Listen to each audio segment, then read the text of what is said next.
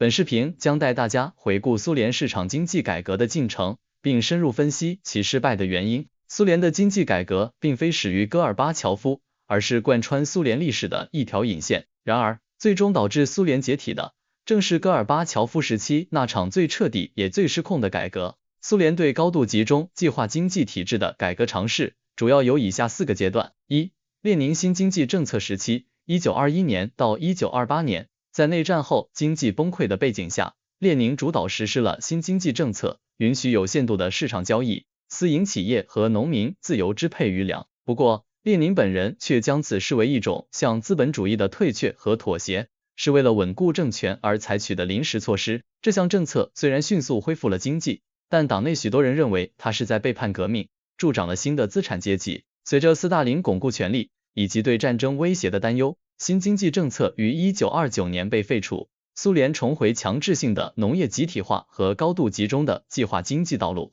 二、赫鲁晓夫与柯西金改革。在1950年代中后期，在斯大林去世后，赫鲁晓夫进行了一些去斯大林化的改革。在经济上，他尝试将部分管理权限从国家下放到地方，建立区域性的国民经济委员会；农业上推动开垦荒地，取得短期增产。但这些改革并未触及计划经济的核心，而是用一种行政命令代替另一种行政命令，很快便因个人专断和政策混乱而失败。在1960年代勃列日涅夫时期，由部长会议主席柯西金主导的改革，试图在企业中引入利润奖金等市场化指标，扩大企业自主权，被称为新经济体制。在黄金5年的改革初期取得了一定成效，经济增长加快。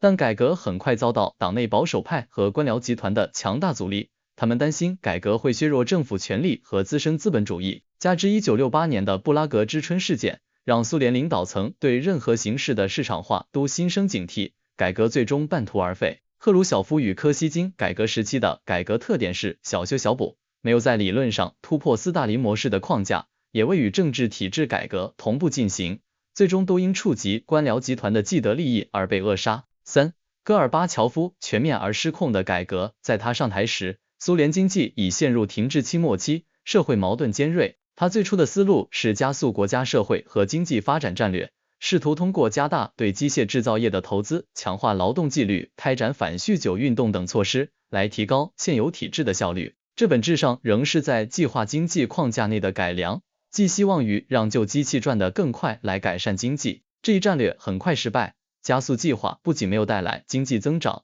反而加剧了经济结构的失衡，挤占了轻工业和农业的资源，导致消费品短缺问题恶化。通过反思改革失败的原因，戈尔巴乔夫认为，经济改革受阻的根源在于政治体制的阻碍，因此必须进行公开性和民主化的政治改革来为经济改革扫清障碍。于是，在1987年颁布国营企业法，1988年颁布合作社法。戈尔巴乔夫也试图放松国家对价格的严格管制，旧的指令性计划系统被削弱，但新的市场机制，如自由价格竞争环境、私有产权保护等并未同步建立起来，这导致苏联经济陷入一个既非计划也非市场的四不像状态。企业获得了名义上的自主权，但原材料供应仍被国家控制，他们可以自由定价，但又面临政府的限价压力。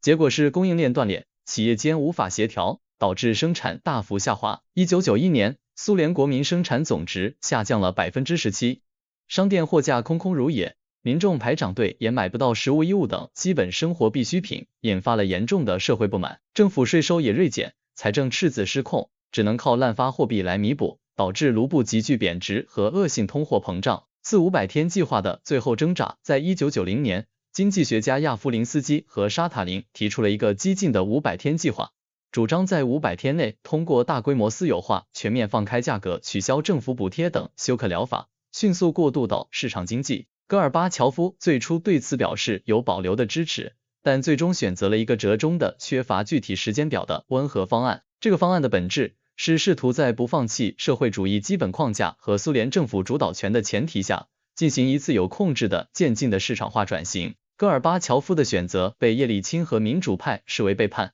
联盟的向心力彻底瓦解，各加盟共和国开始自行其事，苏联经济一体化走向瓦解，最终为1991年的苏联解体埋下了伏笔。接下来我们分析一下改革失败的深层原因。苏联市场经济改革的失败，并非是偶然或由于某个领导人的失误，而是深植于其体制内部的系统性矛盾。在经济层面，破坏旧体制与建立新体制脱节，这是最直接的技术性原因。戈尔巴乔夫的改革拆毁了旧房子，却没有准备好新房子的图纸和建材。通过下放权力，国家计划委员会失去了对经济的控制力，但经济改革没有建立起市场经济赖以运行的自由价格、市场竞争、私有产权三大支柱。政府害怕物价飞涨引发民怨，不敢彻底放开价格，导致价格信号完全扭曲。大型国有企业依然处于垄断地位，没有形成真正的市场竞争。虽然合作社法允许了部分私营经济，但对大规模的私有化始终犹豫不决，无法为市场主体提供根本的法律保障和激励。这种半成品式的改革导致经济陷入无政府状态，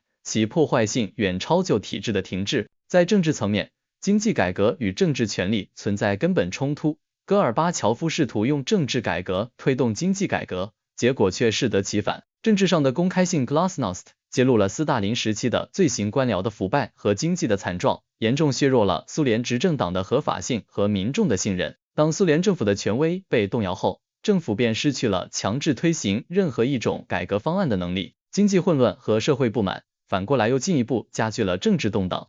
政治控制的削弱，加上经济状况的恶化，极大地刺激了各加盟共和国的离心倾向，他们不再听命于莫斯科，纷纷寻求独立。这使得任何全联盟范围内的统一经济改革都已不可能。在思想与意识形态层面，苏联社会存在着根深蒂固的教条主义，长达70年的意识形态禁锢，使得苏联社会从上到下都缺乏对市场经济的基本认知。在传统的马克思列宁主义教条中，私有制市场利润都是资本主义的代名词，是需要被消灭的对象。即使是改革派，也试图创造一种人道的民主的社会主义市场。这种模糊不清、首鼠两端的目标导致政策摇摆不定，普通民众长期习惯于国家的包办，对失业贫富分化和市场竞争充满恐惧。当改革带来物价上涨和生活水平下降时，他们很容易将矛头指向改革本身。在社会与结构层面，存在既得利益集团的阻碍。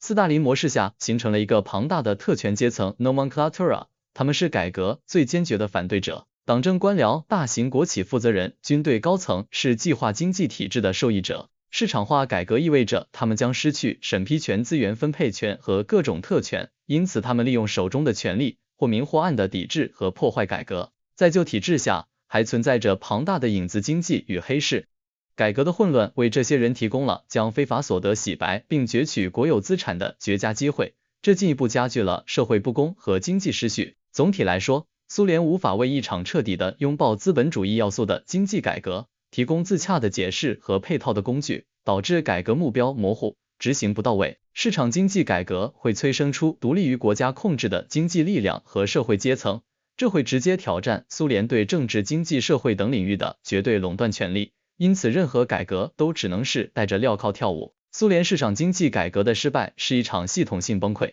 它试图在一个不兼容的政治和意识形态框架内进行一场不彻底、不协调的经济手术。戈尔巴乔夫的改革打破了旧日的平衡，却未能建立新的秩序，最终在经济混乱、政治失控、社会分裂的多重压力下，引发了苏联的解体。